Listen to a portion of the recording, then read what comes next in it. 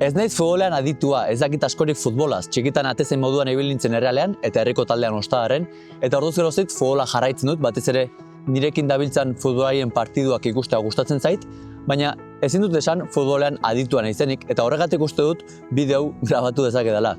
Esan bezala, futbolariak admiratzen ditut, baina ez naiz futbolaren fan bat, ez dut idolatratzen, ez dut idolorik. Eta horregatik ez naiz hater bilakatzen ere ez. Izan ere nik idolo bat baldin badut, eta uste badut horrek emango naula niri zoriontasuna, ez bai zoriontasuna ematen, hater bilakatzen naiz. Eta uste dut gertatzen dela, jende askok bere 8 orduak lan egiten dituen bezalaxe eta etxera iristean enpresaz hazten den bezalaxe, ustendurako futbolari bat bere eguneko 2 ordutxoak entrenatu eta etxera iristen denean bere futbol taldeaz hazten dela eta bere errendimenduaz hazten dela. Zin dakizuet hori ez dela horrela, ni ere kirolari izan nintzen, kiroletik bizi nintzen, eta gaur egun gainera elitean egon nahi baduzu oso profesionala izan bartzara. Eta profesionala izateko, ia zure 24 orduetan zaude zure errendimendua zaintzen, nola hobetu pentsatzen, eta etxera itzultzen zaren entrenamendutik, ez pentsa entrenamenduaz eta taldea zazten zarenik, baizik eta jarraitzen duzu pentsatzen, edo deskantsatzen, edo jan behar duzuna jaten duzu, ez zure buruak nahiko luken hori, gero deskantsatzen duzu, gero askotan arratsaldean berriro entrenatzera zoaz. Esan daiteke, zure helburuengatik bizia edo zure helburuak, zure ongizate edo zure egoak nahi dituen momentuko plazer horien gainetik jartzen duzula, ez? Eta horregatik admiratzen ditut jokalariak, admiratzen ditut bere egunero jaikitzeko motivazio horregatik, egunero beraien burua hobetzeko nahi horregatik, beraien ametsengatik borroka egiteagatik, eta hori, jende askok ez du ulertzen eta horregatik uste du, hauek egin ditek 2 orduko lana, ni hemen sarrera ordaindu diat, eta gainera ez ditek emaitzak lortzen eta horregatik txistu egiten diet edo nire heita nire haserre amorru hori botatzen diet. Ez konparatu jokalariekin, zaila da ulertzea, baina gainera nire kasuan bezala obsesibo bilakatzen bazara askotan zure osasunaren aurka ere egiten dituzun gauzak egiten dituzu helburuek lortzeko bidean. Eta jendeak hori ulertzea kostatzen zaio usten dut dela, hauek egin ditek 2 orduko entrenamentua, gainera ikaragarrizko dirua irabazten ditek eta orduan nik permitetzenak beraiei heita botatzea edo haserrea botatzera. Ez da horrela. Izan ere jendea oso kezkatuta eta aztoratuta ikusten dut azken aldian errealaren egoerarekin. Baina nik diot, zer aldatzen da zeure bizitzan? Demagun erreala 2. mailara jaisten dela, ligako azken partidua galdu du eta 2. mailakoa gara. Zer aldatzen zait niri? Zer aldatzen zaizu zuri? Ez duzu lanera joan beharrik? Ez duzu bikote berdinean jarraitu beharrik, harreman berdinean, ez duzu lan aguantatzen ez duzun nagusi hori ikusi beharrik gehiago. Zer aldatzen zaizu? Eta demagun orain bestaldekoa, demagun 2. itzuli ikaragarria egiten dutela, eta ligako txapeldun geratzen direla, eta Donostian eta Gipuzkoa guztian ikaragarrizko festa montatzen dugu eta denak ospatzen dugu. Ados. Eta hurrengo egunean, zer aldatzen da zeure bizitzan? Ez duzu arazorik, arazo guztiak soluzionatu dira? Realak ez du zure arazoen soluziorik, zuk duzu zure arazoen soluzioa. Horan, zergatik jartzen dugu gure zoriontasuna beraiek egiten dutenen arabera? Hor dago akatsa. Noski, ondo dagoela preferentziak edukitzea, nik ere nahiago dut errealari ondo joatea, nik ere nahiago dut euskal gizarteari ondo joatea, nahiago dut. Baina ez dut nire zoriontasuna horren baitan jartzen errealak irabazi edo galdu zoriontsu izango naiz edo frustratuta joango naiz. Ez. Hori guk egiten dugu eta zure responsabilitatea da. Bestela, ez esan, irabazi dugu. Ez, galdu dute. Zer irabazi duzuzuk? Beraiek irabazi dute partidua beraien esfortzuarekin. Eta uste baduzu etxeko sofatik ezin duzula ezer ere egin, orduan gero ez esan, irabazi dugu. Edo galdu dute. Beraiek irabazten dute, beraiek galtzen dute. Zu nahi bat duzu zure buruari ondo sentituarazi, animatu eta bultzatu taldea ados. Baina, kritikatzera joatea, txistu egitera joatea, hori ez da laguntzea.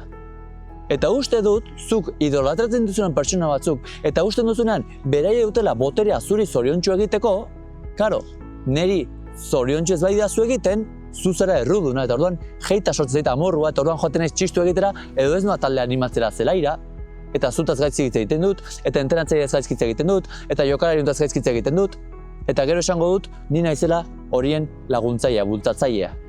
Hasi mesedez zeure buruarengan gehiago sinisten eta zeure burua gehiago maitatzen. Ez duzu kanpo faktoren beharrik, zu zoriontsu izateko ala ez. Eta berdina gertatzen da gizarteko borroka guztiekin, izan independentismoa, izan feminismoa, borroka dagoen bitartean ezin du zoriontsu izan. Eta zuk ez duzu ulertuko agian nola jendeak haserretzen den, edo jendeak nola zoriontsu duan lanera, bere futbol taldeak egin duen arabera. Esango duzu, baina hauek ze inozoak. Realak irabazten du zoriontsu daude, realak galtzen du haserre daude. Baina zer gertatzen dizu zuri, gustoko ez duzu notizia bat ikusten baduzu egunkarian. Haserre zoaz lanera, edo zoriontsu zoaz lanera. Uste baduzu zure borroka horretan, zure alde gertatu den zerbait egin dela, ze ondo, ilusioa, sinisten du gehiago banoa.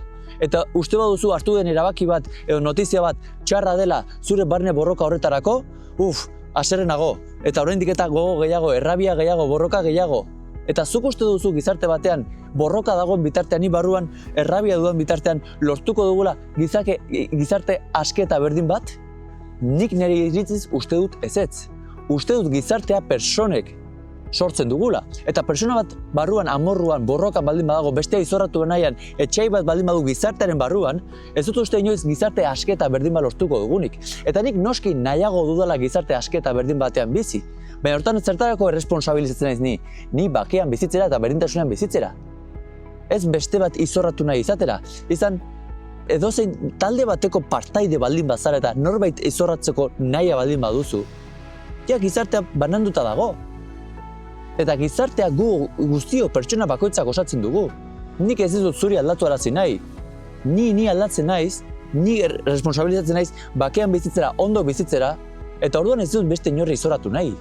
Beraz, mesedez, hasi zeure burua gehiago maitatzen. Niri bizitzak erakutsit ez dudala inorren eta ezerren beharrik ni zoriontsu izateko. Ni naizela nire zoriontasunaren jabe. Gorputz bat dut, burut bat dut, nire gorputza zaintzen badut, nire buruko pentsamenduak zaintzen baditut, ni ondo sentitzen naiz eta nire bizitzaren kalitatea ona da. Ez dut inor eta ezerren beharrik. Beraz, mesedez, hasi gaitezen gehiago gure burua maitatzen, gure burua gehiago sinisten. Zeren eta zergatik du sistemak horrelako interesa zu distraitu da mantentzeko, izan futbolarekin, izan independentismoarekin, izan feminismoarekin, edo edozein borrokarekin. Gizarte baten barruan taldetxoak baldin badaude, askoz ere errexagoa da manipulatzea gizarte hori, gizarte guzti hori bateratu egongo baliz baino. Orduan, ni gizarte barruko talde baten partaide baldin banaiz, aurkari bat dut.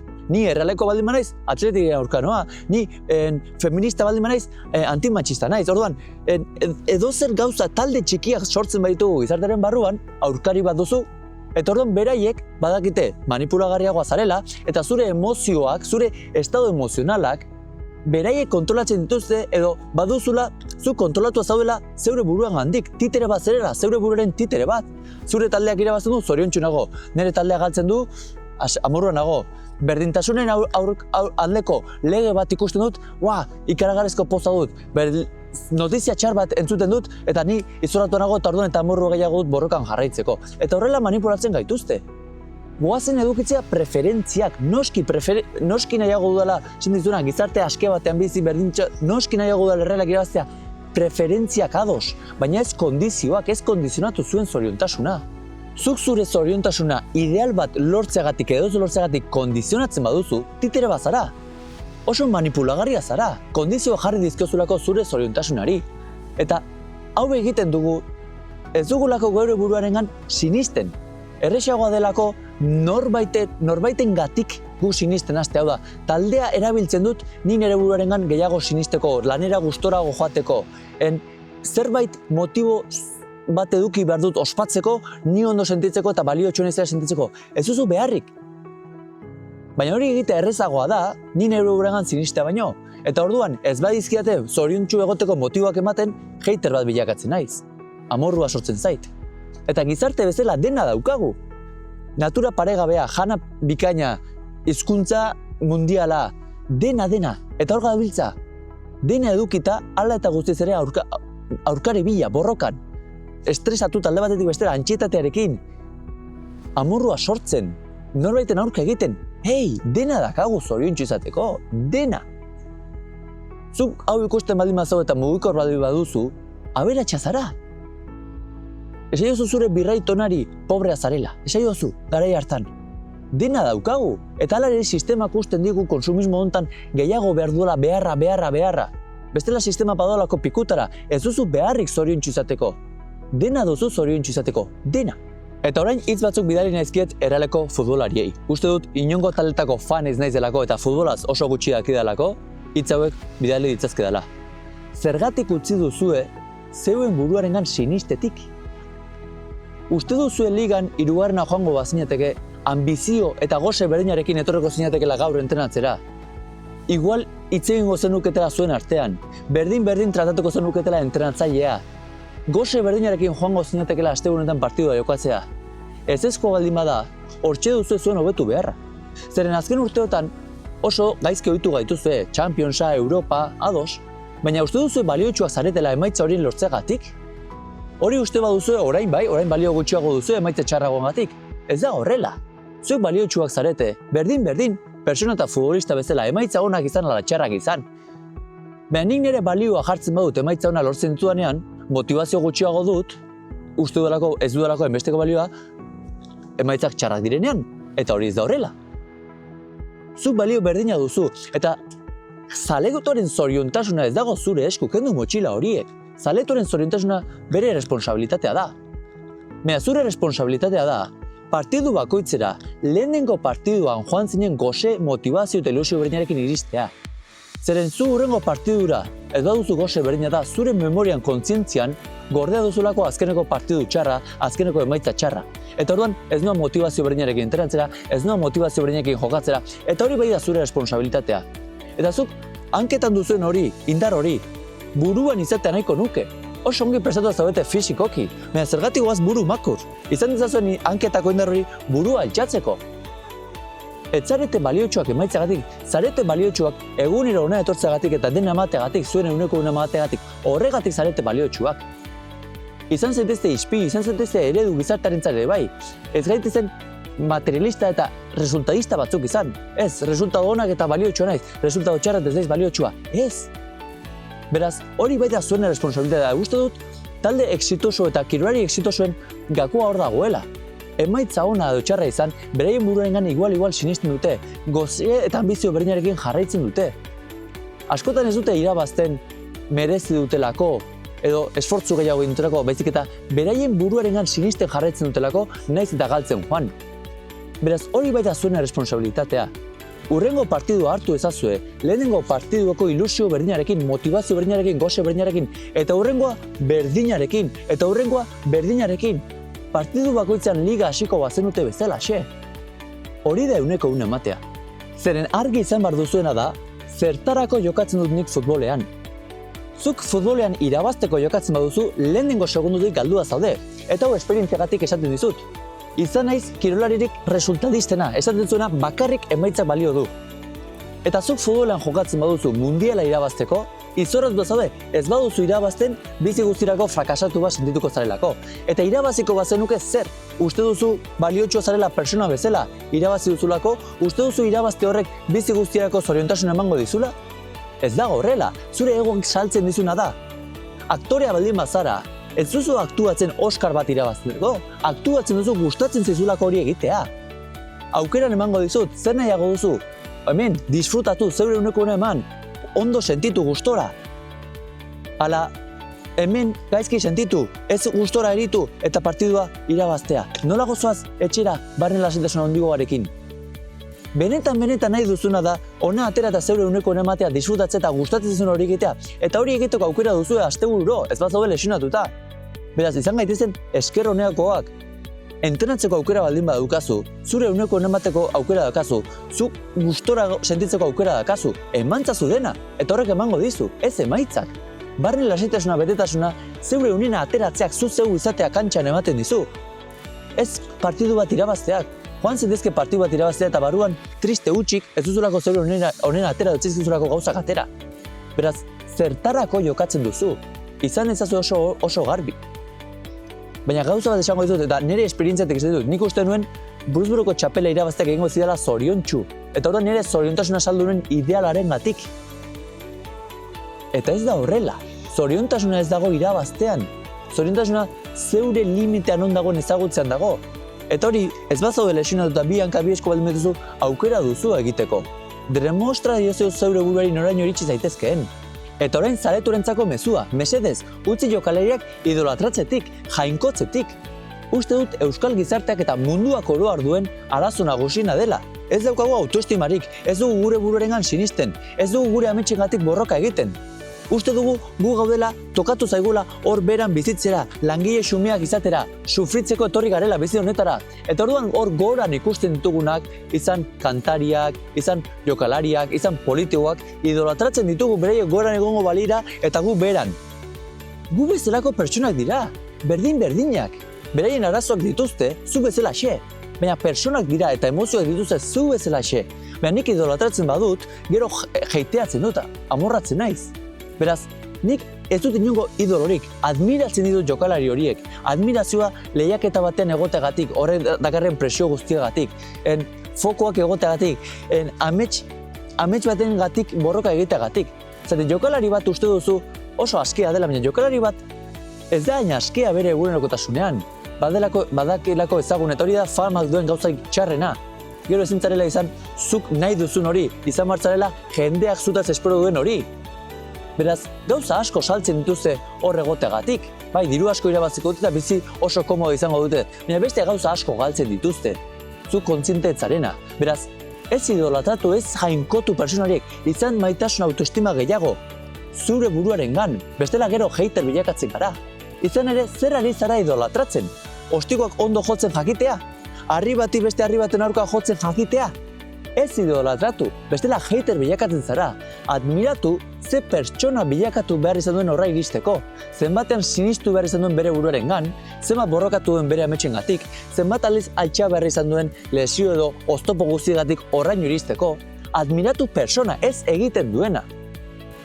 Eta mesedez, uste dut, denok nahi badugu laguntzea nahi baduzu, taldea bultzatu behar duzula, ez jaiteatu edo ez kritikatu. Laguntzea da animatzea, beti. Eta pilotak erakutsi didan gauzarik handienetariko eta politenetarikoa da, zaletuak zenbateko errespetua duen. Eta hori hemen sortua da, euskal gizarteak sortua eta euskal kirol batek duena, pilotak duena. Pilotan, zuk zure pilotaria animatzen duzu, ez duzu inoiz joaten bestearen aurka egitea. Eta beste gizarte honetan ikusten dudana da, beti bilatzen duela gizarteak aurkari bat. Ez naiz Barsakoa, antimadridista naiz. Ez naiz Errealekoa, antiatletik zalea naiz. Ez naiz feminista, antimatxista naiz. Zergatik joan behar gara amorru batetik norbaiti borrok aurka egitea. Animatu zurea, animatu nahietik zer nahi duzu, nire taldeari ondo joatea. Animatu zazu hori, ez duzu inorren aurka egin beharrik. Baina zergatik egiten dugu bestearen aurka, ez dugulako autoestimarik. Orduan bestea zapaldu nahi dugu, bestea gaizki ikusi nahi dugu, nik zerbait gehiago naizela sinisteko, baloratuago sinisteko. Ez duzu inor zapaldu beharrik zu maitatzeko zeure burua. Eta uste dut orain zure egin beharra sinistea dela. Zeren oso erresa da sinistea emaitzak daudenean, oso erresa da talde honetan sinistea Championsan zegoenean, baina hori edozeinek egiten du. Baina ez zara konturatzen guk emaitza bat lortzeko bizitzan aurre sinistu dugulako izan dela. Izan ere, txapela lortzen badut, aurrez etxean sinistu dudalako izan da, sinisten nolako gai izango nintzela irabazteko. Eta orduan materializatzen zait. Baina ez da hemen bilakatzen naiz irabazi dudanean orain ez txapelduna, ez aurretik banintzen txapelduna. Eta zu zure buruarengan ez baduzu sinisten, lanpostu hobe bat merezi duzula, edo bikota herman hobe bat merezi duzula, inoiz ez zaizu materializatuko. Eta errexena da, esatea kanpoan errudunak besteak direla, ez hasi zure lanketa egiten, hasi zure burua gehiago maitatzen, hasi zure burua gehiago baloratzen, hasi zure buruaren gehiago sinisten, gehiago merezi duzula, eta orduan aldatuko zaizkizu kanpoko emaitzak, errealitateko emaitzak. Baina hori egitea da zailena. Eta errexena da materialista bat izatea, resultadista bat izatea. Emaitzak txarra dira, ez dut bere ingan sinisten, txarrak dira. Emaitzak ona dira, horren bai sinisten dut. Hori da denak egiten dutena, materialista, resultadista, hori da errexena. Baina uste dut bizitza ontara etorri zarela, sortzaile bat izatera, zure buruengan sinistera. Eta hori dela bizitza honetako jokua. Ni naiz nire emaitzen sortzaile eta nola sortzen dut, nire buruarengan sinistuta. Eta uste dut horretarako ezin dugula poralizatuk egon gizarte bezala, ezin dugulak egon amorru batean. Amorruak ez digulako ikusten uzten. Maitasuna da energia sortzailea, elkar animatzea, nire buruarengan sinistea, nire buruari ondo hitz egitea. Ez hainbeste juizio botatzea, ez kanpora eta ez barrura. Ni nire autokonfiantza, autoestima guztia lantzea, eta orduan sortzen naiz bilakatzen naiz sortzaile batean, eta hori da bizitza honetako jokurik politena. Zu zeu izatea sortzaile, zu zeuk sortzea sortu nahi duzun bizitza hori, eta hori zure esku duzu, landu egiten da. Eta kirola, futbola bezalako kirol bat, balio baldin badigu, gu gizarte bezala gehiago sinisteko, gu gizarte bezala gehiago elkartzeko, erabili dezagun.